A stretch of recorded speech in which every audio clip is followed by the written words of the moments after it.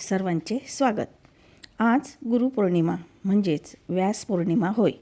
महर्षी व्यास संपूर्ण जगाचे आद्यगुरू मानले जातात. हा दिवस म्हणजे महर्षी व्यासांचा जन्मदिवस होय. आपणास आपल्या गुरूंबद्दल निष्ठा आदर व्यक्त करणारा हा दिवस.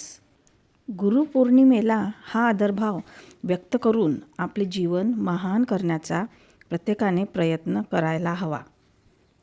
गुरुपौर्णिमेनिमित्त मी आपल्याला छोटीशी कथा सांगते. विद्यार्थ्यांनो, असं म्हणतात की जगातील सर्वात आदर्श महापुरुष म्हणजे भगवान श्रीकृष्ण असा हिंदूंचा विश्वास आहे. मग अशा देवाच्या महान पुरुष अवताराचा गुरु कोण? गुरु संदीपनी ऋषी, जे देवांचे गुरु म्हणून ओळखल्या जातात. गुरु संदीपनी तेव्हा अवंतिकापूर या आश्रमात होते, म्हणजेच आताचे उज्जैन होय. भाऊ बलराम व सुदामा मित्र यांच्यासह श्रीकृष्ण विद्या मिळवण्यासाठी आश्रमात होते. तिथे त्यांनी शिक्षा, ज्ञान, योग, दीक्षा, वेद व इतर 64 कलेचे ज्ञान प्राप्त केले.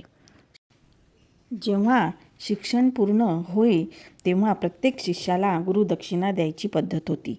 त्यामध्ये गुरूंनी श्रीकृष्णाला त्यांच्या पुत्राला शंखासूर नावाच्या राक्षसाच्या तावडीत असलेल्या त्यांचा पुत्र यांची सुटका करण्यास सांगितले व नंतर श्रीकृष्णाने शंखासूर या राक्षसाला ठार करून ऋषीपुत्राची मुक्तता केली व आपली गुरुदक्षिणा पूर्ण केली.